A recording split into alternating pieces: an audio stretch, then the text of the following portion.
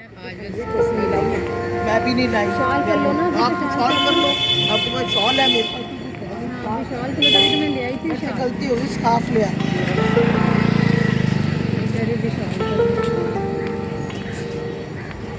अरे फोन कर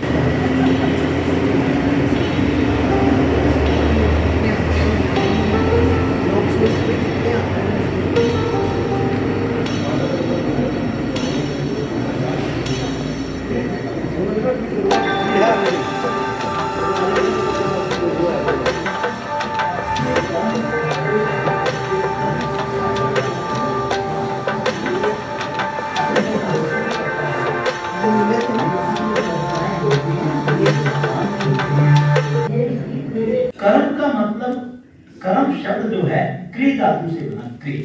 क्रिया का मतलब होता है क्रिया करना। क्या करना? क्रिया करना। व्यापार करना। क्या करना? व्यापार करना। और जब आप कोई व्यापार करते हो या कोई निर्माण मेरे कर्मों के द्वारा होता है। व्यक्ति को कर्म करने ही पड़ते हैं। जैसे हम मां के गर्भ से जन्म लेते हैं, तुरंत क्रिया शुरू हो जाती है। और जी आप जो मर्जी सजा दे देना मुझे। तो उसने अपने डाकू को कहा कि इसको पकड़ के बिठा लो। और मैं घर जाता हूँ, अपनी पत्नी से पूछ के आता हूँ कि वो मेरे इन बुरे कर्मों में साझीदार बनेगी कि नहीं बने। तो वो घर जाता है और रत्नावली को कहता है कि प्रिय एक बात बता। कहते क्या? कहते ये तो मैं डाका डाल करके और तुम्हारी रोटी की, कपड़े की, रहने की, खाने की व्यवस्था करता हूँ, इसका फल तू भी भुगतेगी ना। तो वो कहने लगी, हे प्रियवर, ये कैसे संभव है? कर्म आप करो और भुगते हम। हमें रोटी खिलाने की तो जिम्मेदारी है। मैं आपकी अर्धांगिनी हूं, मैं आपकी पत्नी हूं, पर मैं आपको ये थोड़ी कहती हूँ कि तू डाके मार करके मेरे को रोटी खिला। मेहनत करके ले। जब तू सिपाही था, तनख्वाह लाता था, मैं तुझसे गुजारा करती थी अपना। तो आज तुम अच्छे कर्म करके लाओ या बुरे कर्म करके लाओ, कि रोटी खिलाने की जिम्मेदारी तुम्हारी है। अगर तुम अच्छे कर्म करोगे तो तुम्हें अच्छा फल मिलेगा, तुम भोगोगे उसको, मैं थोड़ी भोगूंगी। और अगर बुरे कर्म करोगे तो उसका परिणाम, उसका प्रारब्ध भी तुम्हें ही भोगेगा। ये तो विधि का विधान है। उन्होंने अपने बच्चों से पूछा, अपने माता पिता से पूछा, सबसे एक जवाब मिला, बड़ा धक्का पहुंचा। रत्नाकर वापिस गया और जाकर के नारद मुनि जी के सामने जमीन पर स्नान प्रणाम किया कि मुनिवर मुझे माफ कर दो, मेरी आंखें खुल गई। मेरे किए गए कर्मों में मेरी पत्नी हिस्सेदार नहीं है तो कौन हिस्सेदार बनेगा? आप मुझे मोक्ष का, कल्याण का मार्ग बताओ। उन्होंने कहा प्रायश्चित तप करो। आप क्या करो? प्रायश्चित तप करो, आपका कल्याण हो जाएगा। तो कहते हैं डॉक्टर रत्नाकर प्रायश्चित तप में चले गए और प्रायश्चित तप से जब आए सिद्धि प्राप्त करके, तो फिर वो डाकू रत्नाकर नहीं, वो महर्षि वाल्मीकि बन गए।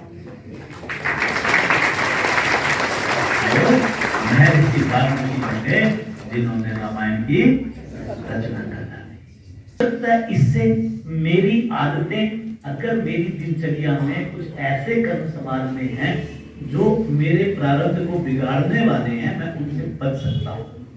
यही है अध्यात्म। मैंने पहले कहा था, अध्यात्म ये नहीं है कि आधा घंटा बैठ के उनकी ध्वनि करो, घंटी बजाओ और जाकर के आप प्रसाद भी बांटो, मंदिर में मत्था भी टेको, दिन भर कर्म जो है ना गलत करो। ये व्यक्ति आध्यात्मिक नहीं हो सकता। और संस्थान इस स्वभाव को इन योग केंद्रों के माध्यम से बदलता है, क्योंकि व्यक्ति का स्वभाव रातों रात नहीं बदल सकता। अच्छा संग स्वभाव को बदल सकता है। अच्छा संग स्वभाव को, दो सगे भाई थे। बड़ा भाई शराबी था,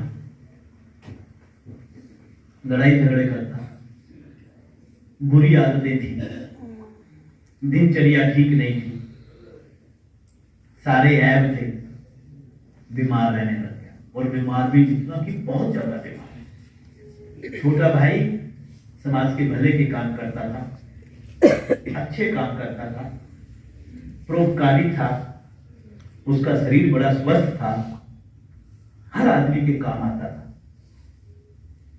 तो लोग उसको चाहते थे, उसकी वाह होती थी। तो अब क्या हुआ, उस शहर में एक संत आए जो हाथ लेकर के आपका भविष्य बताते थे।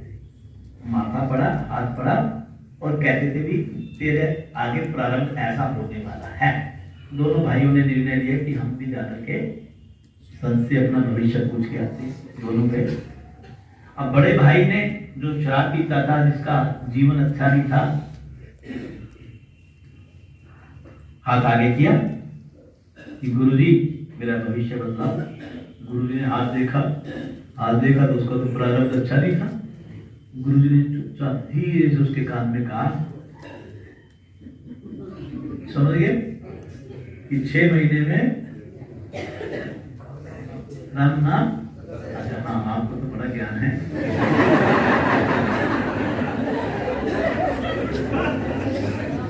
राम नाम सत्य हो जाएगा।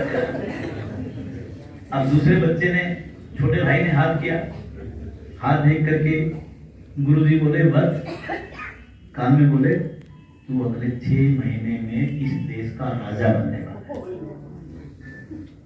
तू इस देश का। अब दोनों भाई घर गए और घर जाकर के दोनों चिंतन करने लगे। बड़े भाई के मन में आया कि तेरा जीवन केवल 6 महीने बचा है, जो तूने आज तक बुरे कर्म कर लिए, अब तू 6 महीने में कुछ ऐसा कर जा कि तेरा जीवन ये सार्थक हो जाए, सुख शांति से तू ये प्राण त्यागे। और वो क्या किया, उसने परोपकार के कार्यों में लग गया, मदिरा छोड़ दी, अनुष्ठान करने लगा, दूसरों के काम आने लगा, दिन रात सेवा करने लगा, कोई बुराई उसके अंदर नहीं रही, इतनी अच्छाई का प्रतीक बन गया कि उसकी जो ना समझो प्रतिष्ठा चारों तरफ फैल गई। और जो छोटे वाला है उसने जब आत्म चिंतन किया, देखा मैं तो राजा बन गया। तो राजा जरा शांत शौकत से रहता है, दूसरों को डांट लगाता है, गाली गलौज करता है, मदिरा का सेवन करता है, नृत्य देखता है। उसने वो सारे काम शुरू कर दिए। अब सारे काम शुरू कर दिए, अंदर हर रोज मदिरा जाने लगी, तो उसका जीवन खराब होने लग गया, उसका शरीर बैठने लग गया, वो बुराई का प्रतीक बन गया, हर आदमी उसको बुरी नजर से देखने लग गया, और उसका शरीर जर्जर हो गया, उसका शरीर जर्जर। ऐसा लगा कि अब ये अगले 2, 4, 5 महीने में, इतनी देर में उस देश का राजा जो ना बूढ़ा हो चला, औलाद थी नहीं। और उससे मंत्रियों ने कहा कि मंत्री ने कि हे महाराज आप अपना उत्तराधिकारी नियुक्त करो। उसने कहा हाँ मैं उत्तराधिकारी नियुक्त करूंगा, आपको आदेश देता हूं कि आप समाज में, शहर में ढिंढोरा पिटवा दो और विश्लेषण करो कि इस शहर का जो सबसे प्रसिद्ध, परोपकारी, निष्पक्ष, अच्छा, सात्विक व्यक्ति कोई है तो उसे मैं राजा बनाना। अब सारे शहर में खोजबीन करी, वो जो बड़ा भाई था ना, अब उसका नाम आया था। अब मंत्रियों ने जाकर रिपोर्ट दी, राजा ने उस बड़े भाई को बुला लिया और उसको रात तिलक करके उसे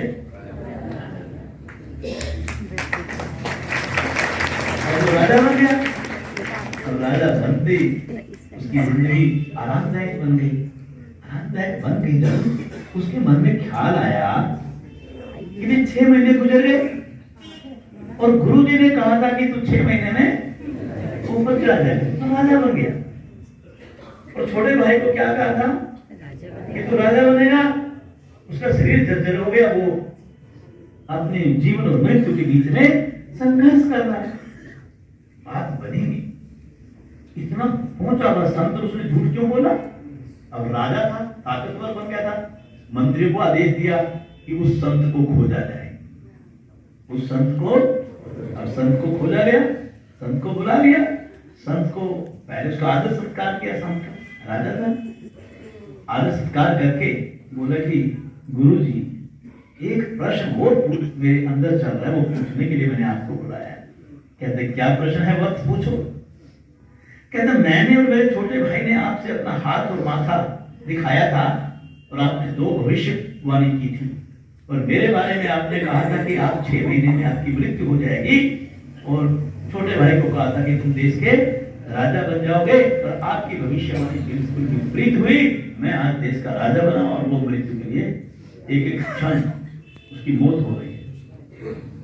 उस समय गुरुजी कहते हैं कि बस मेरी भविष्यवाणी गलत नहीं हो सकती, मेरी भविष्यवाणी गलत नहीं हो सकती, लेकिन एक बात हमेशा समझो कि जिस समय मैंने आपकी भविष्यवाणी की वो आपके किए गए संचित कर्मों के बदले में जो आपको प्रारब्ध होना था वो बिल्कुल सत्य था, लेकिन उस प्रारब्ध के बाद जो आपके क्रियामान कर्म बदले उन्होंने उस क्रमाश्रय में संचित कर्मों के प्रारब्ध को ही